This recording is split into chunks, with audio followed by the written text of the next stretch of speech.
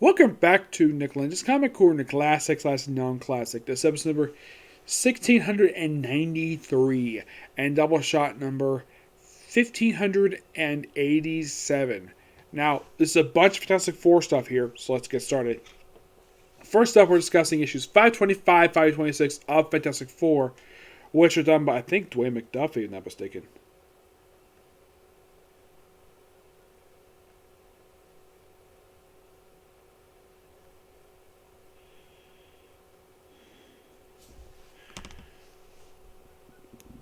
Yes, I believe so. Let me take a look at this just to be sure.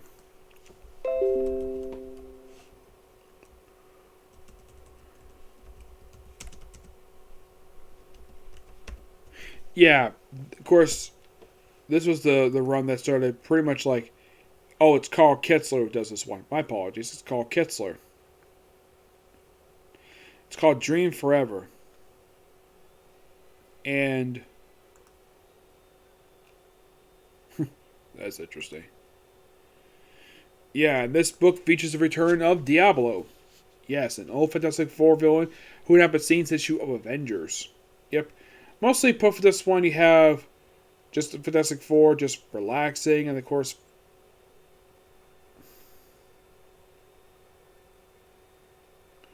just trying to pack stuff. Basically, in the way they're going on vacation from the Baxter building.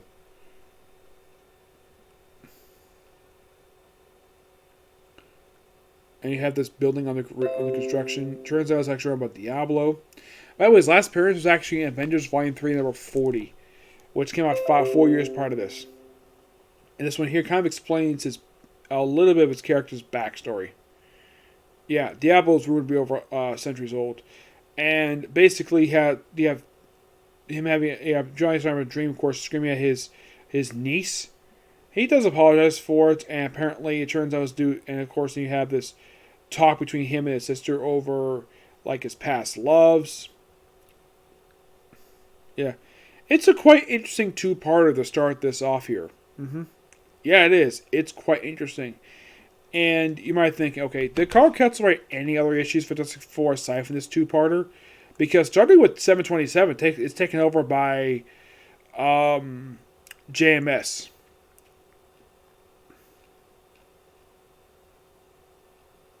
Well, he did write issues prior to this one. Yes, he did 550. He did issues 51 to 56 of Fantastic Four Volume 3.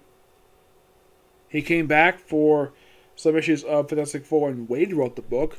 I think he was the co-writer of the book. Yep. He comes back to do 514 and 516. He comes back to this two-parter and does not come back into this book until issue 645. Roughly a decade later, he co-writes one of the stories for, at the time, was supposed to be the final issue of Fantastic Four for a few years. But wait, he actually did come back to do, almost forgot, he did do some issues of Fantastic Four prior to that. He did do the final few issues of Matt Fraction's run for Fantastic Four because he left the book, so he had to basically be a co-writer of the book. Yep. Yeah. This whole dream thing is quite interesting, a little two-parter, but it's strange to the fact that he just leaves and he have JMS take over. If I get a chance to make Karl Cuts, I'm going to ask him about this. Like, why the infrequent stuff on Fantastic Four? His issues are not bad per se, they're actually pretty good in my opinion. I give the two-parter roughly I'm going to give it a 9 out of 10. Yes. Next up, we're going to discuss an actual trade paperback here. We have the new Fantastic Four, collecting issues 554 to 550. This is a 7-part storyline done by the late Dwayne McDuffie. Yep.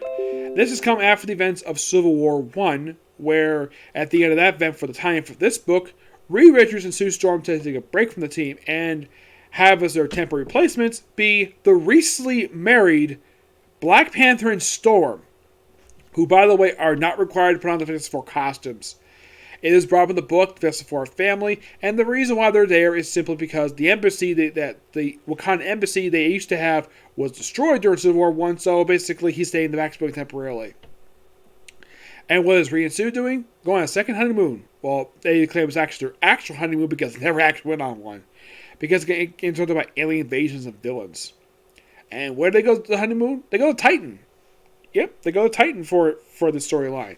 Yeah, and mostly put, this deals with stuff related to Black Panther in these issues. Yes, where you deal with the Return of the Solomon Frogs. They're an object associated with the Black Panther. Interesting to bring them up here. And you also have Johnny Storm hitting on Okuchi, I think that's how you pronounce her name. The one who's Black Panther's female bodyguard. Yeah, because she's hot. So I guess Johnny's like, hey, why did you hit on her? And she's not interested in Johnny Storm at all. Yep. Quite interesting idea, New Fantastic Four, the whole temporary replacement. It's only just for this story arc because right after this, at the conclusion of the story arc, Reed and Sue are back and Black Panther and Storm just do whatever they do in Black Panther. Which, by the way, they actually had issues of Black Panther basically take place during the events of these issues. Which are really good. You also have Black Panther take on Silver Surfer, Galactus. Really fun book. It clearly shows that Dwayne McDuffie actually had clearly a lot of love for Fantastic Four. And this book just purely just really good. You have Paul Pelletier. By the way, he also appears by the Watcher in here. Yes, the Watcher. And it's so cool seeing this. Like, it's really good trade here. Like, I miss stories like this. Stuff is just really good. I give this one a 10 out of 10. Next up, we're discussing the last 3 issues that Dwayne McDuffie ever did for Fantastic Four. Yep. Issues 551 to 553. It's a 3-part known as Epilogue. Yes, Epilogue. Mostly put for this one, it's just the Fantastic Four visiting future versions themselves for 3 issues. Yeah, basically they came back together, and this is just basically the last thing they had to do before Mark Millar took over the book with issue 554. Now, Paul Pelletier is not the artist of these issues. No, I think it gets replaced. Oh, wait, he actually is the artist of these issues. Basically, I thought he wasn't. My mistake. So, yes, some time traveling going, because Fantastic Four love doing time traveling, end up in the future. Me a future version of Namor, who's got a beard. Doctor Doom, who's there. Of course, Thing tries to fight with him. And also, it's like, this is 3-part of everything. No, it's just a really fun 3-part of Fantastic Four Me Future Selves for a few issues. Yeah, it's just a really damn good story arc. That's just my opinion anyways. I give the story arc itself a 9 out of 10. Alright, now, before I give my final thoughts on the run of Fantastic Four by JMS and Dwayne McDuffie, I could say Karl Ketzler too, because he kind of wrote these issues. I got a few one-shots to discuss. First up is a book done by the late Dwayne McDuffie, The Fantastic Four Special, which was released in 2006. Yeah, mostly put for this one, it's basically a bit of a reprint of the classic Jack Kirby issues, where we're visiting the backstory of Doctor Doom. And this is done by Casey Jones. This art is really good. Yes. I like this guy's artwork. Look here. Look he draws Mr. Fantastic's arm.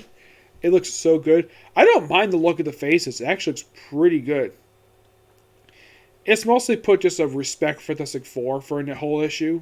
Yeah, that's mostly what this one shot is. Yeah, just paying tribute to Fantastic Four because this came out the very same year as Fantastic Four, celebrating their 55th anniversary of being around. Next up is this is the second one shot that came out. Well, actually, 40th anniversary of them. This came out in 2002.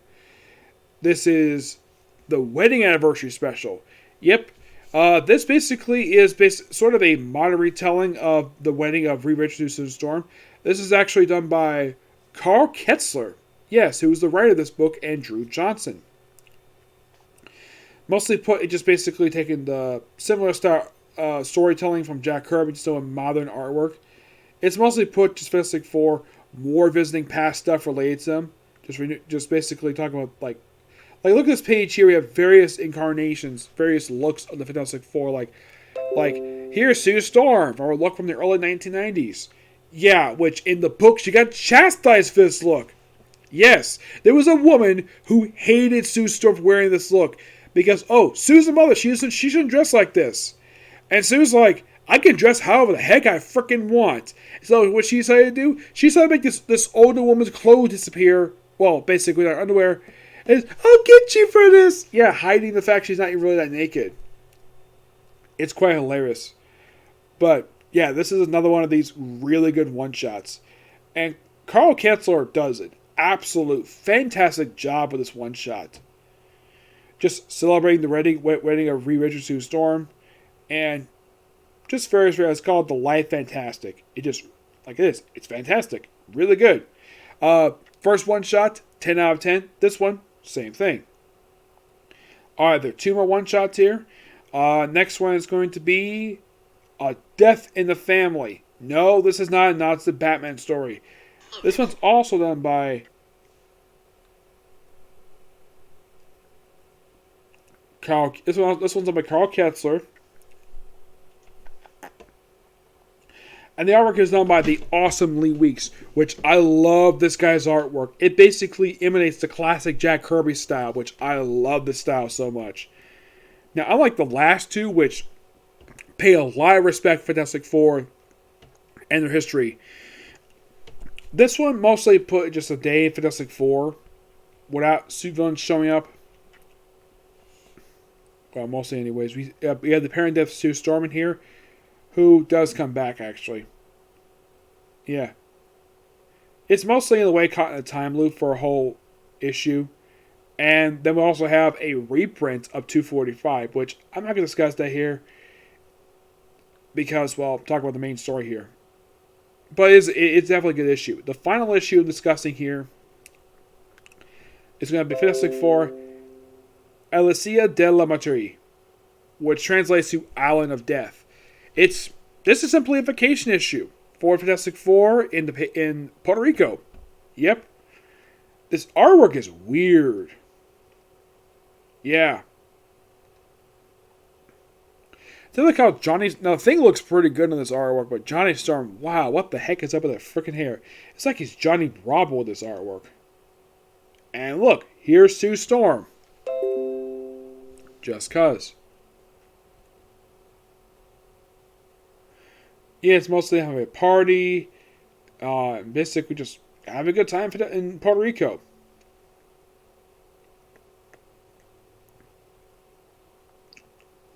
Finding a monster on the side with the Mole Man show up. Yes, the Mole Man, a classic Fantastic Four villain. He made his debut in the same issue of Fantastic Four.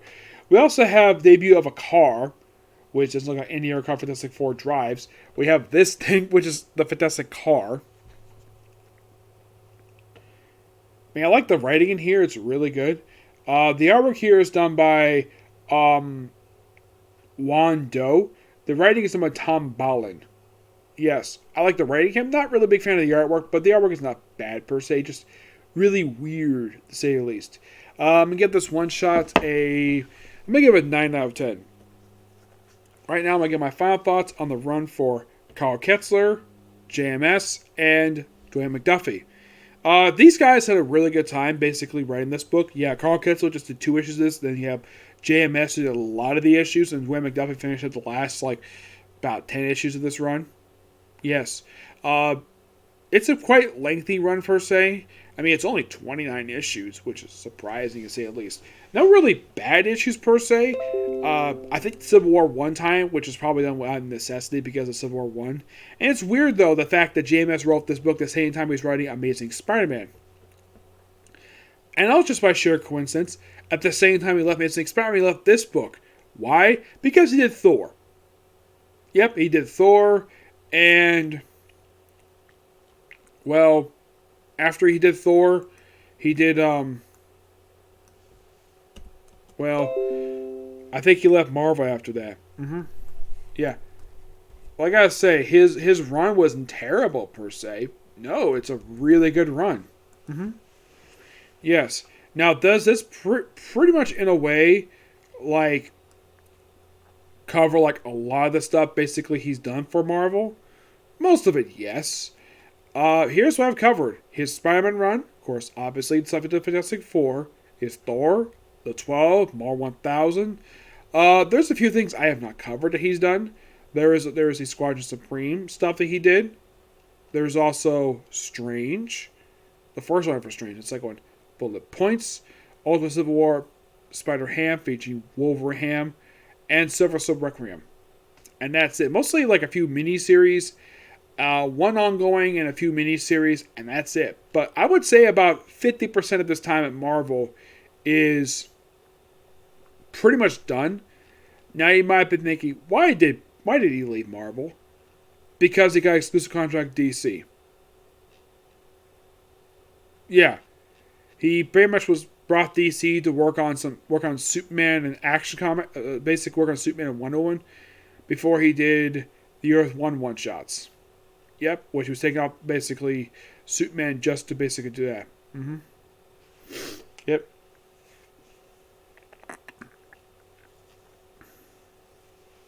His most recent work he did work for AWA Studios.